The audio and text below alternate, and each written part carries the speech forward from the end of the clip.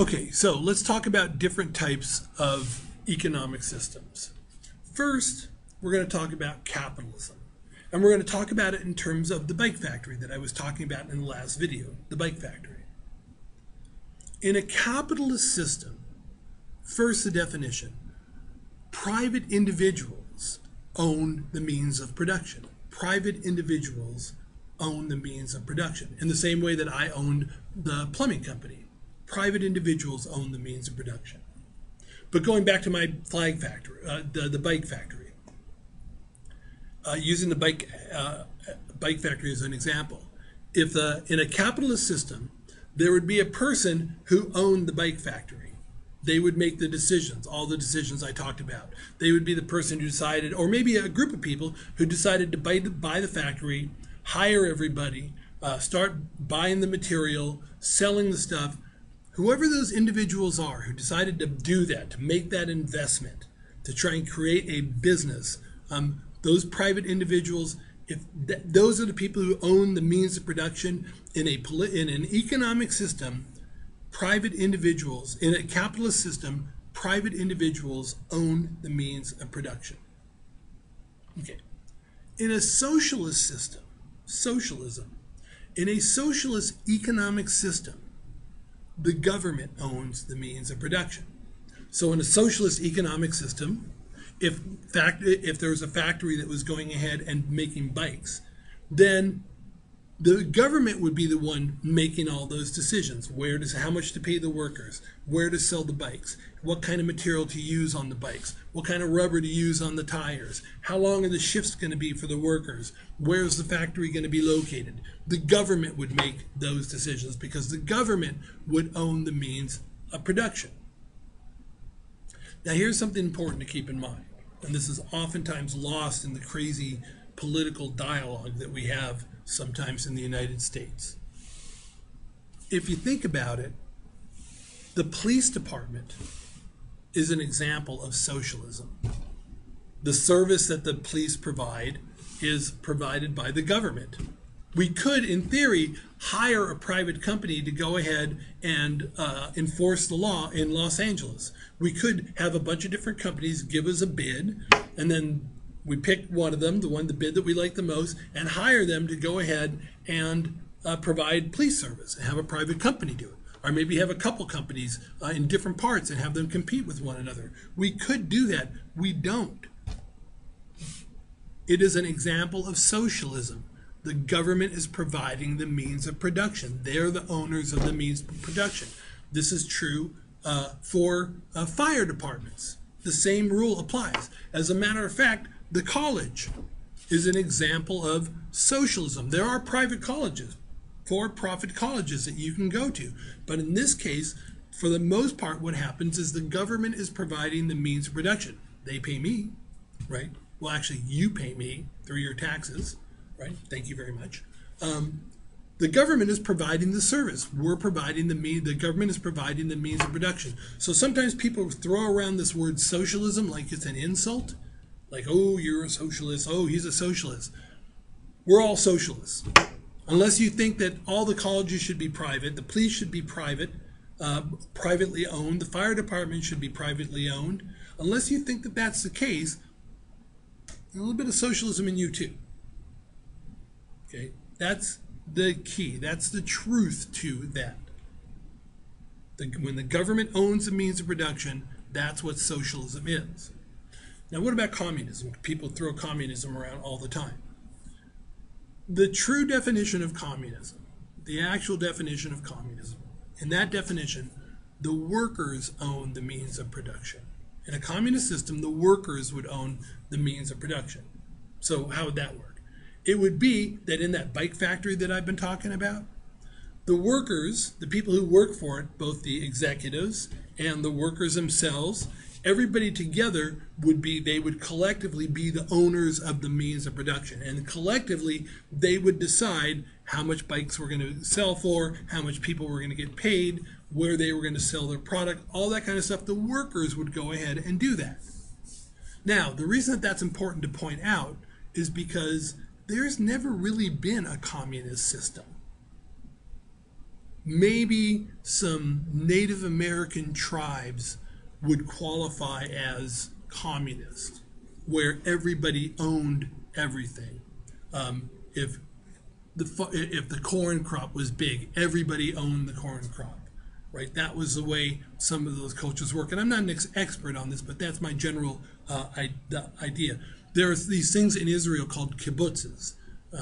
If you want to look it up, I think it's Kibbutz, a kibbutz. And in the kibbutz, what happens is people all get together and they work together and everybody shares everything. So that could be described as a form of communism.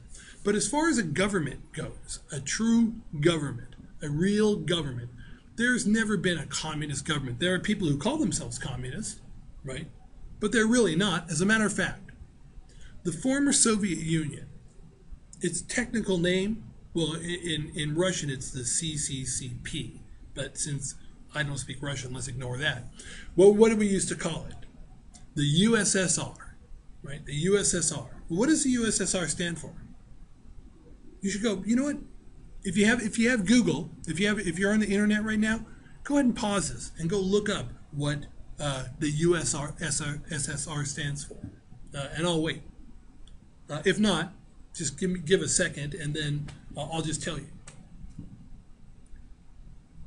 So hopefully you went ahead and looked, and if you did, what you found out was that the USSR stood for the Union of Soviet Socialist Republics. Socialist. They knew they were socialists. They understood that they were socialists. They weren't communists. Now, I know a woman who grew up in the Soviet Union. And when I first did this lecture, the first time she heard it, she threw her hand up like, wait a minute, what are you talking about? They're not communists. And I went ahead and I asked her, what does the USSR stand for? And she repeated it to me. First she did it in Russian. I'm like, come on, give me a break. Then she said it in English, and it became clear. They called themselves socialists. The government owned the means of production. Did the workers own the means of production in the former Soviet Union? Were the workers in charge in the former Soviet Union? Hell no. If the workers were in charge, they wouldn't have had to build a wall around it to stop people from getting out. The workers weren't in charge. The party was in charge. So they called themselves, so why did they call themselves communists? Well, here's what she told me. When you would walk around inside the Soviet Union, there were all these signs on the walls and posters. Communism, yay. Workers of the world unite, yay. All that kind of stuff. Well, yeah, they were telling the people they were communists. They were telling people that that the workers were in charge, but they weren't. The government was in charge. And that's what socialism is. And that's where this lecture is sort of leading to. Because when we start to think about what political systems really are and what economic systems really are, and we join them together, we get a kind of different view of the world, and we get a more precise view of the world. So if you go down to your lecture notes, you can look, and it says combining political and economic systems. Well, based on what we just discussed, what was the former Soviet Union? In terms of its political system, it was a totalitarian government. In terms of its economic system, it was socialist. So a lot of times what happens is when people are talking about politics, if there's this combination of totalitarian and socialist, they call that communism. That's not communism. No matter how many times you repeat it, it's not communism. It's a totalitarian political system and a socialist economic system. What about China? China, as we talked about before, probably qualifies as an authoritarian government at this point because of the changes that are going on in terms of its economic system, because there do seem to be some elements of capitalism that are thriving there that the government can't just extinguish on its own. So they're an authoritarian political system. And what kind of, authoritarian political system, what kind of economic system are they? Socialist. To some extent, socialist / capitalist. And what do we call them? We call them communists. Communist China. No. They're an authoritarian political system. They are a communist / capitalist economic system. But what about Sweden? Probably not a lot of people who are very familiar with Sweden, nor am I. I don't want to make it sound like I'm a Swedish expert. Their political system is democratic. they have a thriving democracy. Their economic system, socialism. You see, you can have democracy and socialism together. You can have a democratic form of government and have a socialist government. That's what they have in Sweden. And it's not the only place. There are other places that have economic systems. Now, Sweden is probably really democratic government, political system, socialist / capitalist economic system. Because there are parts, there is some capitalism in Sweden as well. What about the United States? Well, our political system is democratic. We're a democracy. In terms of our economic system, we are a capitalist / socialist economic system. We have way more capitalism than we do socialism, but we do have it. We do have it. That's part of our system. And for the most part, most people are okay with that. So the words that we use sort of out there in the political world sometimes when we're discussing things among our friends and what we use when we're thinking in terms of political science are different. We have to be more precise about what these words mean. Now, one last thing, because I know this video is getting a little bit long.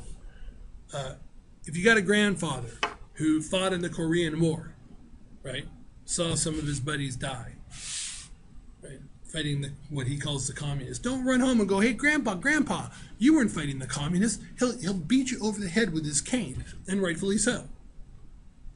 So you don't need to disturb Grandpa about this. But just know that when we're talking about politics sort of in an academic setting, that we want to be more precise with the language that we use. Okay?